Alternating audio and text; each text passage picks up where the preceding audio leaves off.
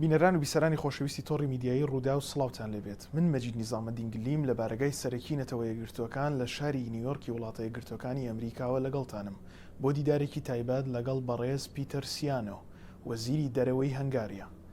Thank you very much, Mr. Foreign Minister, for being with us and for this opportunity. I know probably you have a very hectic schedule, so we appreciate your time. It's my pleasure. Thank you very much. I want to start with the war against ISIS. Your country obviously contributing and helping the Kurdish fighters and the Iraqi fighters to counter ISIS. Started more than 2 years ago. How is that military assistance going so far, and will you continue after the liberation and the taking back of the city of Mosul from ISIS?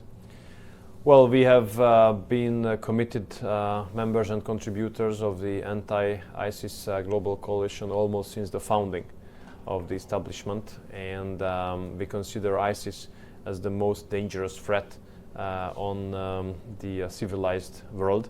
When Donald Trump said that currently a non-state actor is the most dangerous enemy of the world, then he was right, since ISIS is threatening the civilized nations of the world. So we contribute to the fight among those 27 countries who send real troops to this real fight. So far we had 150 soldiers serving in Erbil as a force protection unit and as trainers, and the mandate of them would expire at the end of this year. So we already initiated by the parliament to prolong that mandate until 2019 and increase the number of troops from 150 to 200 and to widen their functions from force protection and training to advise and assist as well. So we would like to increase our contribution. You know, we have delivered guns to the Peshmerga, we have delivered ammunition, we have received the Peshmerga fighters in our military hospital to carry out rehabilitation, and we will definitely continue this contribution, because it's not only the job of the Kurds and the Iraqis to fight against ISIS. This is a global responsibility, and we have to overcome this challenge as soon as possible.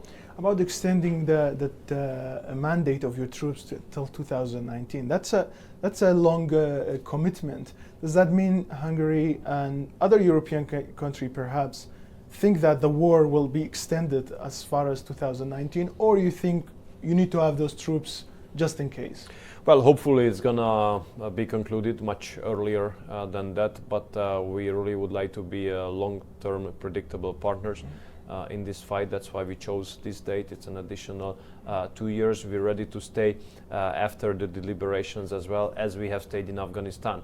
So when the Afghanistan mission was over and it was changed to Resolute Support Mission, we have been staying there as well with 107 troops currently. So we'll stay definitely. And we have another struggle there, which is helping the Christian communities. You know, we are a Christian country, so really feel a responsibility for helping those communities, and we try to assist them to go back to those territories from where they were forced to leave. I think it's not only the interest of the Christian communities to return, but it's the interest of the countries from where they had to leave.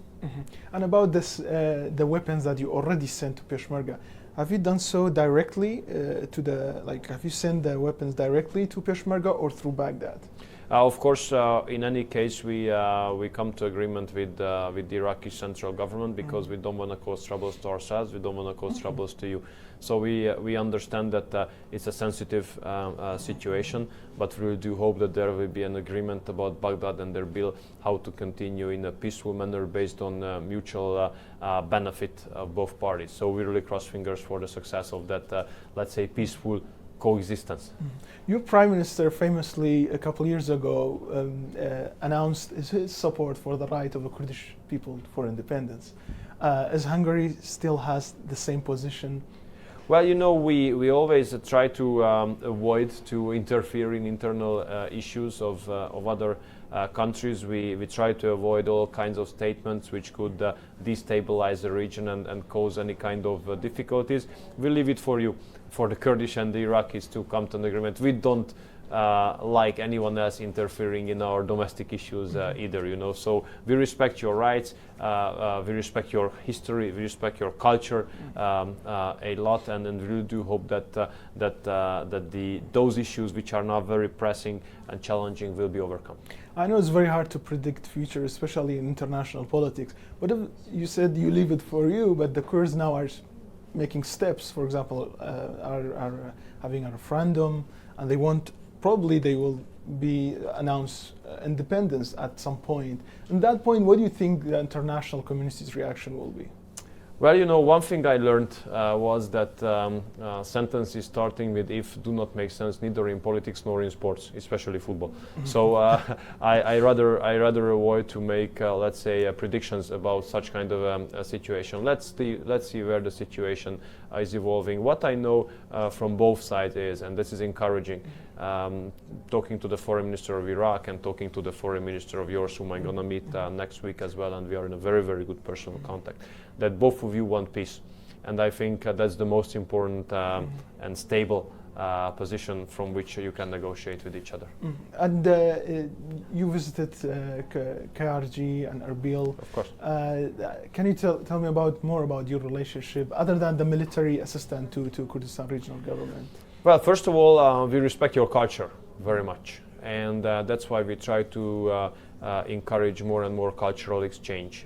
We try to encourage more and more student exchange, as well as we offer scholarships not only for the central government in Baghdad, but for Kurdish students as well. We would love to have them on the Hungarian universities to study on English language courses. We are absolutely ready to enhance our economic cooperation as well, because what I understood from last years is that if you have a good economic cooperation, if you have a good trade cooperation, if there's economic progress, then there's less and less place for instability and war and such kind of challenges. Well, Hungary is I know it's a smaller country than other members of the international coalition against ISIS, but it has a unique voice in Europe, let's just say that. When it comes to the war against ISIS, there are some voice right now among members of the US administration that are saying we need at least a permanent long-term military presence in Iraq to avoid having another, let's say, ISIS in the region. What do you think about proposals like that? Well, first of all, I have to say that we are very happy that the Trump administration takes fight against terror very seriously. That's something which is for the benefit of the entire world, I think. I really do agree with the position that we do not only have to eliminate ISIS, but we have to make it sure that no such an organization would be established in the future. Having foreign troops on the soil of other countries is always a sensitive issue, so we always have to come to an agreement with the given country where the troops are present. But I think that a balanced and forward-looking cooperation between the Middle East countries, US, Russia, and the anti-ISIS global coalition can end up in a presence for the future as well, in order to avoid establishment of ISIS-like organizations. So I think we have to look into the details, and we shouldn't do anything against the will of the countries in the region. Definitely, but this seems to be the ISIS, many say, is the outcome, or one of the factors that led to the creation of ISIS in Iraq and the expansion of the so-called caliphate is the withdrawal of US forces in 2011. And it seems to be the international community deserves some assurances after all we saw in Iraq and Syria, which is still going on. ISIS is still a threat. There were some terrible decisions on international level in the last years or decades, which led to a very unstable situation in North Africa and in the Middle East region. I think we have to understand that one size fits all is not only a lie when it is written in baseball caps, but it's a lie when it comes to global politics. We have to understand that there are different cultures, different heritage, different religion, different traditions. So one size does not fit all, obviously. So whenever we make decisions regarding international politics, we have to be aware of the outcome. So sending troops somewhere is, I mean, relatively easy, but creating peace on the long term and ensuring a sustainability and progress of a country is another issue. So I have some doubts and question marks about the American foreign policy under the Democrat administration, definitely. And I really do think that the Obama administration made terrible mistakes when it comes to North Africa or the Middle East. Can you give me some of those examples of the terrible mistakes of the Obama administration? Would you say that one of them is Syria? It's very interesting, like when it's come to that. I mean, it became such an issue right now. It's a global issue almost. Syria. Yeah, and you know, I think we should there concentrate on the solution, and I think that solution will only come if there is an agreement between the U.S. and Russia. I think it's very simple in this way. You know, we are really crossing fingers for the American and the Russian president to be able to build up a more pragmatic relationship, a more successful or more friendly, as you wish, relationship between Russia and the United States. You know, but when you speak like this in Europe currently, or in international media, you're gonna be attacked and accused immediately being pro-Russian, being spy of Putin, and all these kind of terrible things. No, we are not. We are not taking sides. We are just having the only compass of our national interest, and the interest of Hungary is a Central European interest. That we don't want to have hostile relationship between Russia and the US, because history has taught us whenever there was a conflict between East and West, Soviet Union, Russia, NATO, US, Central Europe was always a loser.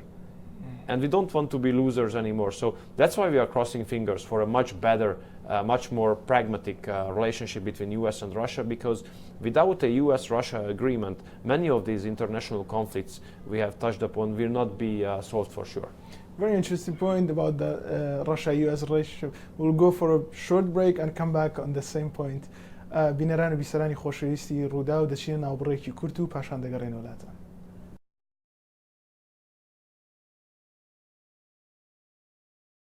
بینەران و بیسەرانی خۆشەویستی ڕووداو سڵاوتان لێبێت، دەگەڕێنە وڵاتان بۆ ئەم هەفەیڤینە لەگەڵ بەڕێز وەزیری دەرەوەی هەنگاریا.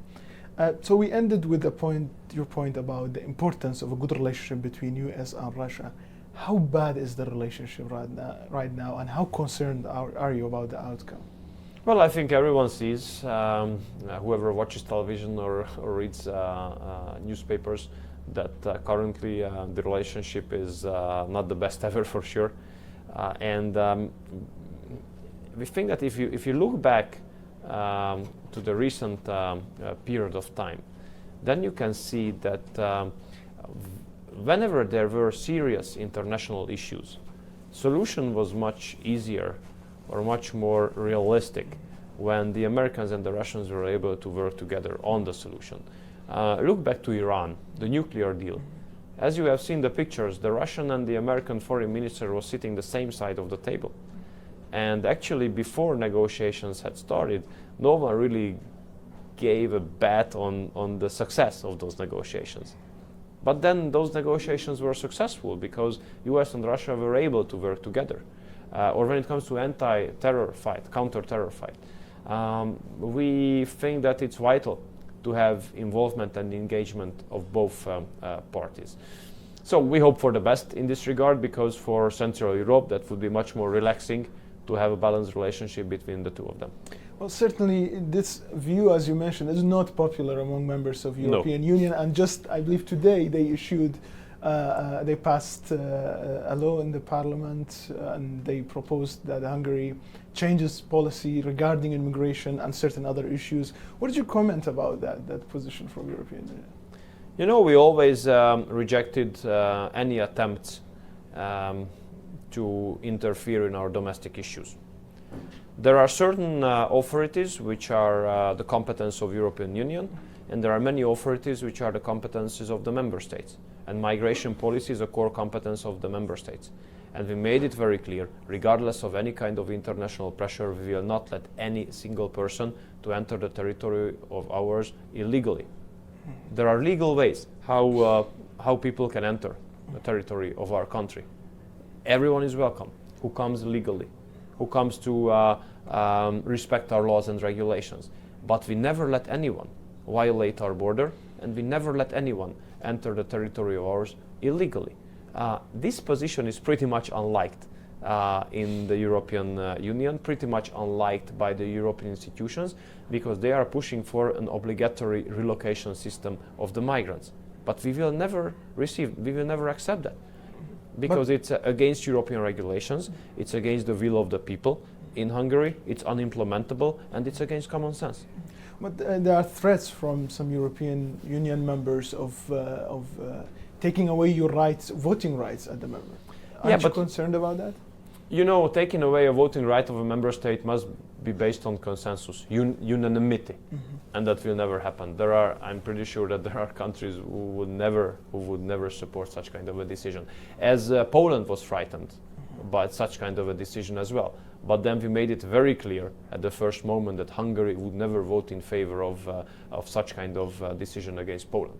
Well, with this migration crisis and refugee crisis, whatever you name it, it's everybody. There's a consensus that the war in Syria and the ISIS war created this mess. Basically, the instability created that. Now there are suggestions, actually a proposal in an agreement between Turkey, Iran, Russia, and Astana to create safe zones in Syria. How do you view the creation of safe zones inside Syria to basically as a measure to prevent further refugees flowing over to Turkey then to Europe? Well, you know, I have to tell you that we are a too small country to have important positions in this issue, so I don't think anyone would care about our position.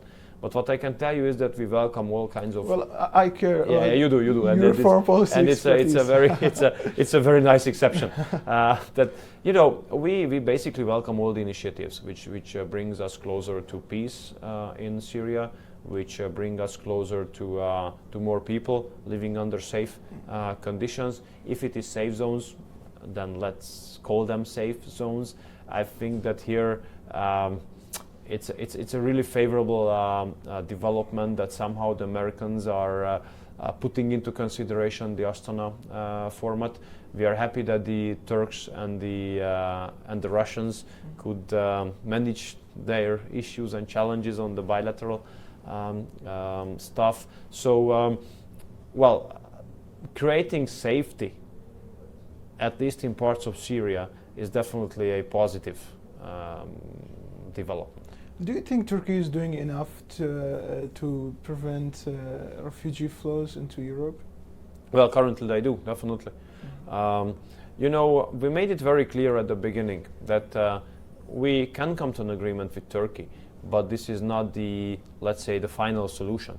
The best solution should be to enable Europe, to enable European Union to be able to protect itself. Currently, we laid the security of Europe into the hands of the Turkish president and the Turkish government. We respect them a lot, so we enjoy a very good bilateral relationship with Turkey. But in the meantime, Europe is not ready and not able to protect itself, and this is the problem. This is the problem. We should have taken advantage of this period when there were no migrants coming because of the agreement with Turkey, and we should have enabled ourselves to be able to protect ourselves. Currently, if refugees or migrants leave Turkey, then the first place where they are stopped is the southern border of Hungary. Macedonians made a very, very good job recently before the deal was made, but currently they are undergoing a unstable internal political situation, unfortunately. But I was a former refugee, and I'm a former refugee, as many Kurds. Most of them, they don't have a choice. The camps in Turkey are overcrowded. The situation are not perfect, and they are desperate. Basically, building a wall on a European border is not, many would say, is not a humanitarian situation. You know, here we have two principles. Number one, that we have to bring help where it is needed. So our understanding is that we have to help people to stay as close to their homes as it is just possible in order to enable them to return after a situation is solved, after the challenge is solved. How we should do it? We have to give very heavy financial support, not only to Turkey, but to Jordan, to Iraq, to the Kurdish region, to Lebanon, to be able to host those people who had to leave their homes in order to keep them as close to their homes as possible. Second issue is international law. You know, international law doesn't say that you have a right to pick a country where you would like to live in, and in order to get there violate borders. Our problem is the violation of the border.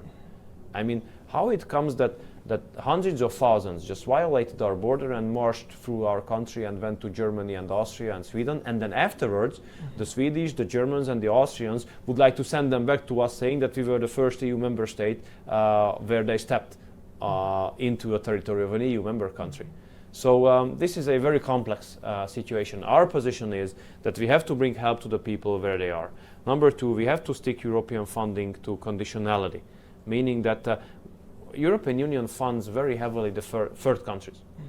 We should stick these fundings to conditionality and say that, look, we give you the money, but you have to carry out reforms, political or economic, doesn't matter, which would not force your people to leave their homes. And we have to overcome the war, the crises as well, because the ideal situation would be if no one had to leave his or her home, right? And we shouldn't encourage anyone to do so. Basically, what you're suggesting is more involvement of finding a solution in the crisis in the Middle East. Yes. But still, there are people in the US and in Europe that are reluctant about this. They are saying, we have to be careful. We have to, not about just funding. I'm talking about in general. But the Trump administration, the new administration in Washington, doesn't have that. It seems that doesn't have that reluctance. How are you rating Trump's foreign policy so far? We liked his approach, which was against this one-size-fits-all principle. We liked his approach regarding safety and security. We like his approach saying that America is first, because what would the American president say if not America is first? Or who would say America is first if not the American president? For us, Hungary is first. For us, the security and safety of the Hungarian people and the country and the investments in the country are first. So I have to tell you that we look at his policy with great sympathy. We hope he is going to be successful. We see media being very hostile to him. It's nothing new with us. We have the same experience with international media, very hostile to Hungary. I see some international television channels being very frustrated of the fact that it was not them to appoint the president of the US, but the American people to make the decision. So we really cross fingers for his success, because, I mean, having a successful United States, I think, is an interest of the whole world. Well, with that, we'll end this interview. Thank you very much for this I appreciate it. interview and this opportunity. And I wish you all the best with your trip here in New York and in the US. بینەران ویسەرانی خۆشەویستی تۆڕی میدیایی ڕووداو بەم شێوەیە هاتینە کۆتایی ئەمە فەیڤینە تاکەوە فەیڤینێکی دیکە